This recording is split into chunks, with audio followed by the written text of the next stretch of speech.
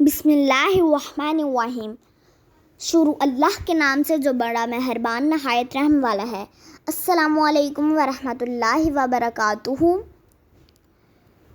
आज मैं आप लोगों के लिए ईद पर रंग गोरा करने की रेमेडी लाई हूँ। ये रेमेडी घर की ही चीज़ों से तैयार हो जाती है।